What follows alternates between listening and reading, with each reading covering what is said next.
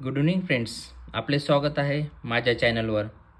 तर आपण आज बघणार आहोत 2 डिसेंबरला जे क्वेश्चन मराठीमध्ये आले होते आणि 3 डिसेंबरला परत तेच क्वेश्चन आलेले आहेत त्याच टॉपिकवर, जे की आपण इम्पॉर्टंट टॉपिक आहे। आता त्यांची एक्झाम जवळ आलेली आहे, जसे की उद्या परवा 10 तारखेला एक्झाम चालणार आहे। आता पॉसिबल नाही सगळं वाचायला, त्याच्यासाठी मेन टॉपिक कोणते आहे ते आपण आज बघणार आहोत, जे की 2 तारखेला पण विचारले आणि आजच्या डेट 3 तारखेला पण विचारले। त्याच्यासाठी आपण मेन टॉपिक करणार आहोत आणि तुम्ही ह्या टॉपिकवर जास्त भर द्या। आता चला तर उशीर न करता मी तुम्हाला सांगतो कोणते टॉपिक इम्पॉर्टंट आहे ते तुम्ही करा, कारण हे टॉपिक आता सध्या पॉसिबल होणार आहे तुमच्याकडे करणं, पूर्ण काही वाचू शकत नाही, पण हे टॉपिक तरी एकदम क्लिअर करून जावे।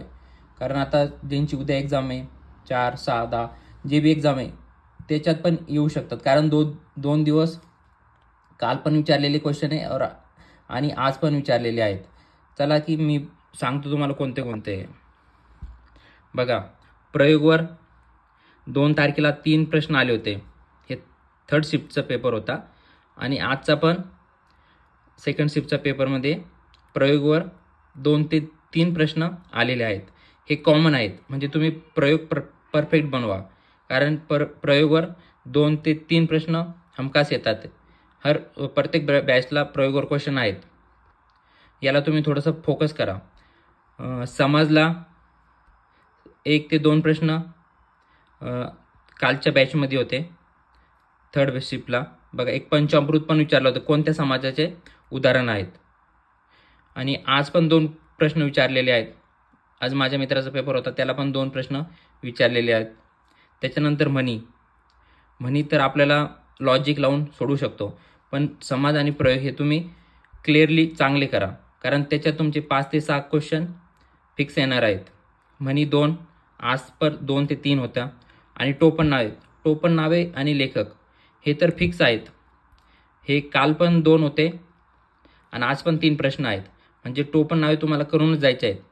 प्रयोग झाला, समाज झाला, टोपण नावे झाले। जे इम्पॉर्टंट टॉपिक आहेत ते आता परीक्षा जवळ आली म्हणून एवढे टॉपिक तुम्ही क्लिअर करा। टाइम भेटल्यावर आणखी टॉपिक करा, मी असं म्हणत नाही याच्यातूनच येईल, पण एक थोडंसं नॉलेज आणि तुम्हाला थोडेसे क्वेश्चन चांगले येण्यासाठी, आणि रिपीट होतात क्वेश्चन त्याच्यासाठी, रिपीट तर नाही होत, पण प्रयोगवर आज हा आला तो दुसरा येतो, पण प्रयोगवर 100% क्वेश्चन येणार आहेत।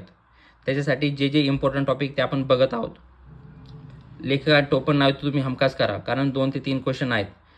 वाक्यप्रकार काल 2 प्रश्न आले होते, एक केवळ वाक्यावर, एक मिश्र वाक्यावर। आज प्रकारवर 2 क्वेश्चन आलेले आहेत। काळवर काल 1 पण नव्हता, 0 होता, आज 1 प्रश्न आलेला आहे। पण हे वरचे जे टॉपिक आहेत हे तुम्ही हमखास करा मित्रांनो। त्याच्यानंतर बघा, समानार्थी विरुद्धार्थी 2 प्रश्न आहेत, आज 3 होते, काल 2 होते। उतारावर 5 प्रश्न येतात, ते तर तिथं सॉल्व्ह करायचे आहे। 5 प्रश्न आज पण आलेले आहेत। तर मित्रांनो, मी 17 ते 18 क्वेश्चन तुम्हाला याच्यातनं सांगितलेले आहे, आणि हे टॉपिकवर भरपूर प्रश्न 17 ते 18 पडू शकतात।